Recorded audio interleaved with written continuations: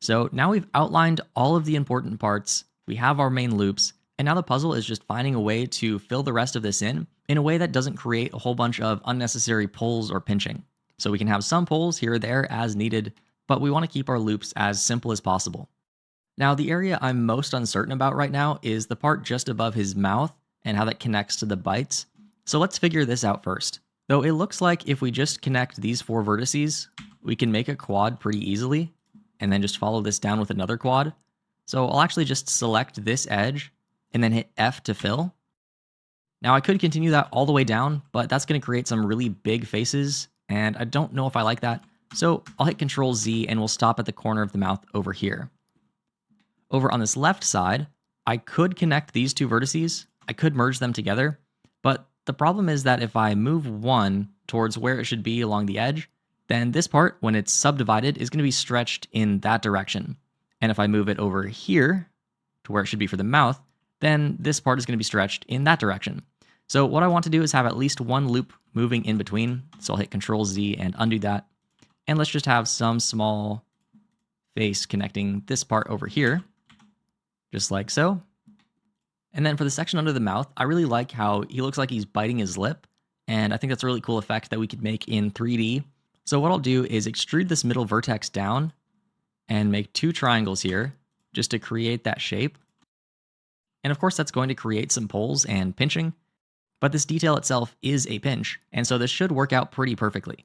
If not, we can always adjust it or add more edge loops as needed, but I think this should work out. If we do try to connect all of these as quads, you'll see that we're 1 vertex off, and so we can't do that, but we also should probably have some sort of edge loop right along here to break this up so that these quads aren't so stretched all the way down. So what I can do is just add a new edge loop over here on the right. This is another area that's very flexible, and if we need to add or remove edge loops from any one of these bite areas, that's really easy to do and doesn't really mess anything up. So that's a great area of flexibility. So then I can take this bottom set of edges, E to extrude to move that up, and then fill in those sides. To continue that edge loop all the way around. And then if we try to fill this in as quads now, then it does work, but I don't love how big this one is in comparison to the ones next to it. I want to keep things at least somewhat evenly spaced. And then this one over here is also not quite concave, but it's almost there. So that's pretty bad practice. So we need to add some edge loops in somewhere. So I know in order to fill this in as a quad, I need to have some 4th vertex here in the middle. So I'll hit E to extrude from one of the neighboring vertices and define that 4th corner. And then it looks like we should move this over a little bit and add in an extra edge loop. That way we can smooth this out a little bit more. Like so, and then we can kind of match the number of vertices up at the top. Now what I'll try to do, since we're making a loop that takes a turn, I'll try to follow this all the way around and put it in on the other side of the mouth. Whoops. When you snap with the vertices, it'll do whichever one is closest to them when you're hovering over. So if I extrude this down, if it was down here first, it would snap with the wrong one. So we just need to make sure it's above, like so. And then to loop this back in along the mouth, I'll just fill that in as a face. That way that loop goes all the way around. That looks pretty good. But then with this area over here, and I'm realizing this might be kind of hard to see because I'm in wireframe view. So let me switch over to solid so you can actually see what's filled in and what's not. If I try to fill this in as a quad, which that does actually work pretty well, we get this triangle down here. And there are a few different ways that we could try to solve this. We could add another edge loop here and make this a quad, but that gives us a junction that we don't necessarily need. It's not too bad of a solution. I'm going to try to simplify first before complicating by taking this edge loop that's on the side of the triangle and sliding that down. Because we did add that one in as extra because I thought we needed it, but maybe we can get away without it. I'll go ahead and take this triangle then, delete and faces. And now we have the space for 2 triangles, or AKA a quad. So now, I guess we didn't need that edge loop after all, but it helped us figure it out.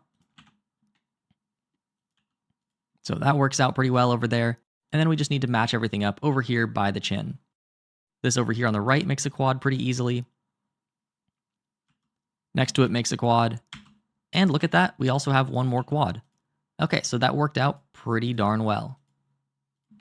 We can kind of move these vertices around a little bit just to make some smoother shapes, make things a little bit less pinched. But we're also going to potentially be moving these outside vertices around a bit as a last step. So I wouldn't get too caught up in smoothing things out because we'll definitely want to do that all at the end. So it's okay to mess things up a little bit now and make things a little bit skewed and weird looking. We can definitely fix that all at the end. For now, let's figure out how we want this middle area to connect. The edges between his eyes by his forehead can definitely be connected pretty easily. And then I'll select the bottom of that new face and just hit F one more time and F again.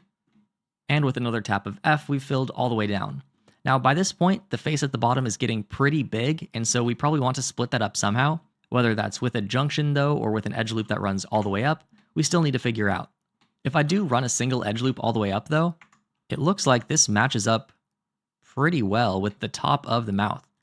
So then we can make a new quad, just like so. This can continue on and make another quad, and then I'll just keep hitting F until we get to the corner of the mouth. And then we have this loop that goes all the way up through the eye and kind of crosses over, and that loop is pretty ugly. I'm not sure I like that one. So to stop that loop, I'll go ahead and delete this face, and we'll see if we can continue this loop up and around instead. We can try to make it connect. I'm not sure if that'll actually work, but we can give it a go. Now, if you want to see if this is even possible, what you can do is make a really ugly fill, just hit F between these two, and create a horrible quad. But you can see that does complete the loop, and then we can hit Control R and add a new loop cut, just like so, and then snap one side of that to the side over there. So again, we're defining the important parts first by doing a fill, and then fixing it later.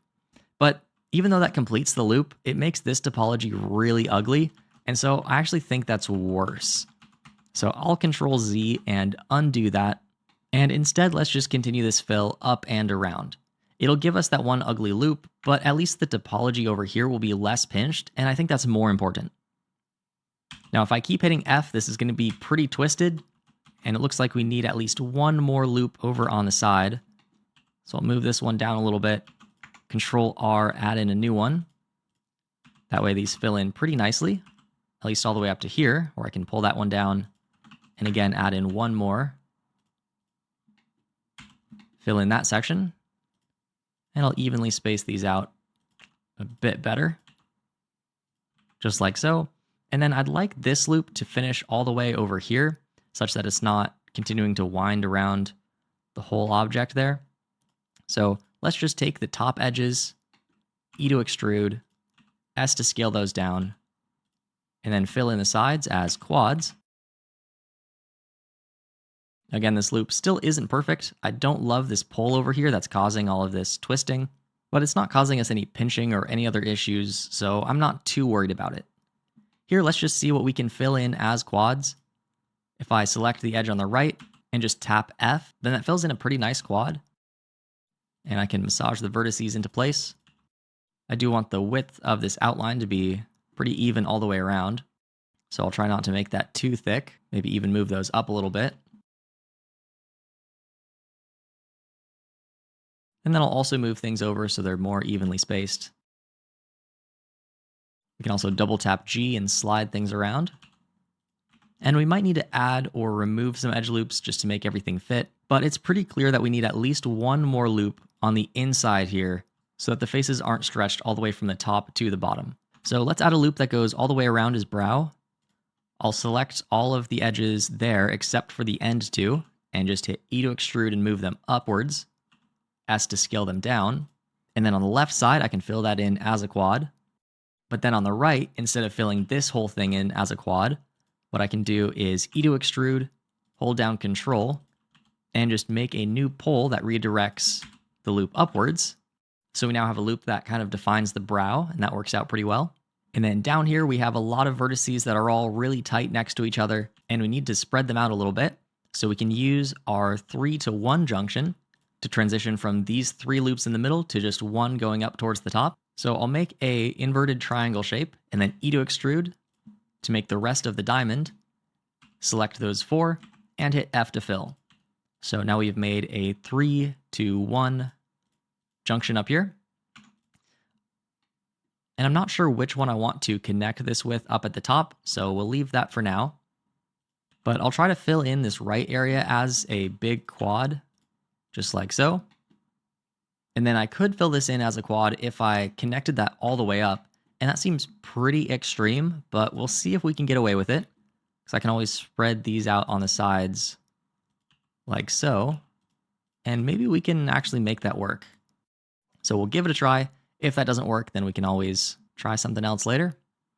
Then over here, we just have 2 more quads that we can fill, and that works out okay.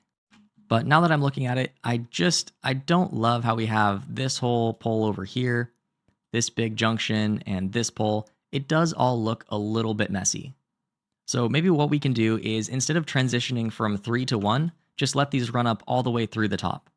So I'll delete that big diamond face in the middle, select the 2 edges up here at the top, and then go to our vertex menu and choose Rip Vertices and Fill.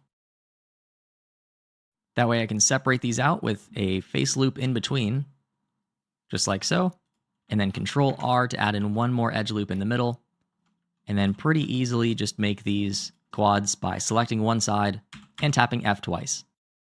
Okay, so we're almost there, but we definitely have a lot more vertices concentrated up here. And when we add the subdivision surface modifier, that's going to make this look less circular. So we need to spread this out a little bit more evenly. So I'll just take some time and do that. It's going to be a little bit tedious, but that's kind of the nature of it. You can do a little bit of rotation, and I'm not going to care too much about these inside loops just yet. I'm just going to leave them as weird, and then we'll fix them all at the end. So if they're a little bit bent, a little bit weird, that's okay. We can just smooth them out later. And actually, the smooth operator can do a pretty good amount of the work for us. So just focus on making the outer edge a little bit more evenly spaced. Maybe scale these down a little bit. Okay, that's looking a bit better. And we did forget to fill in the mouth, but since we set the same number of vertices on the top as the bottom, then it's really easy. We just select the edge on the left and just keep tapping F until we get to the end. And there we go. That was it. So now what we can do to smooth out this area up at the top is just select all of these vertices that make up that kind of problem area.